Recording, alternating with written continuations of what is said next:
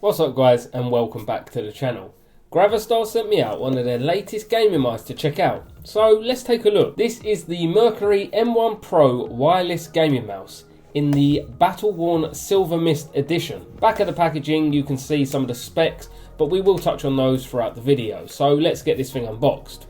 Now, I absolutely love the look of this mouse with its worn out look, but I would say it's not for everyone. Some people genuinely thought that they had sent me a used mouse to check out over on Instagram. I think it's great, however.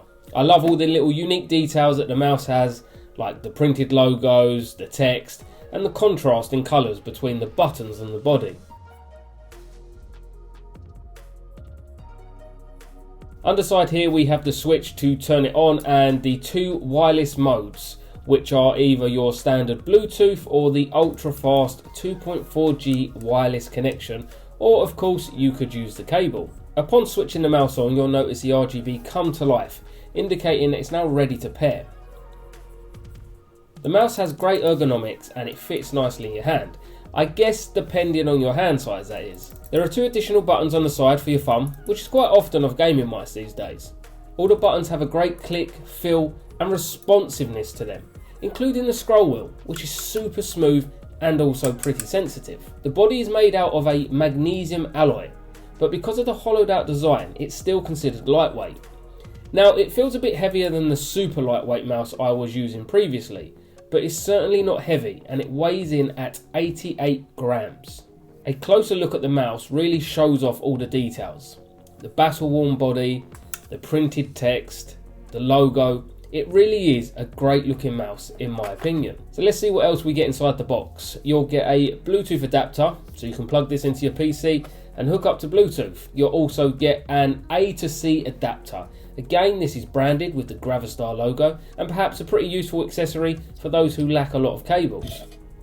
Opening up the package inside the box, we get a manual giving you all the details on how to get connected. You can pause the screen here if you want to give these a look.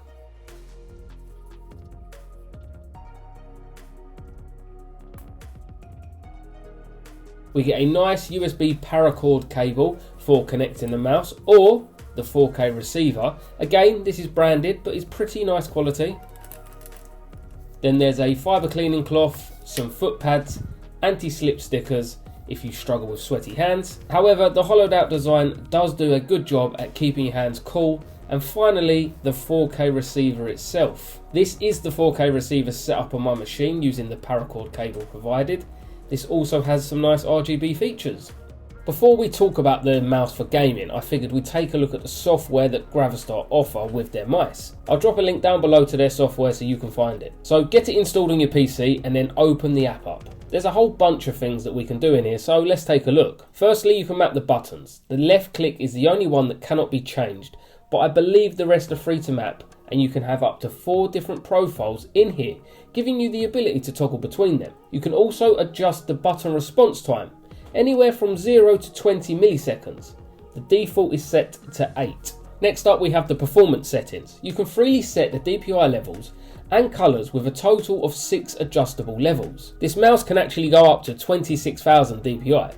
You can also adjust the refresh rate, sensor settings, LOD height, motion sync, ripple connection, straight line correction, and adjust the power. The manual does a good job at explaining what these settings do, so if you're interested, go back to the manual screen and just pause it to see more details. Then we have macro settings, which I think most people know what a macro is and how you can use these to your advantage. Now for the lighting settings, which I think is everybody's favourite. There are 5 modes here: colour flow, monochrome breathing, colour constant, neon, and mixed colour breathing, with the default being colour flow mode. You can adjust the ambient light's brightness, speed and more here, and of course you can pick whichever colour takes your fancy. You can also choose to turn off the lights when moving the mouse to save battery life, which might help as the mouse has a 400 mAh battery, but I think using the highest refresh rate, the wireless 2.4G connection and the RGB does seem to drain the battery. I did notice after a gaming session of around a couple of hours that I'd lost over 25%, but I was also adjusting the settings in the software in that time. The final settings page is just for setting the language and the wireless pairing. I've now included some clips of me playing some Call of Duty to give some final thoughts of the mouse. Overall, I absolutely love the design. I do like to pick up tech that is not only functional, but looks good too. Being someone who creates content, you need nice looking things to draw people's attention in. I love the shape and the structure of the mouse. It feels really comfortable to use, and I love the RGB.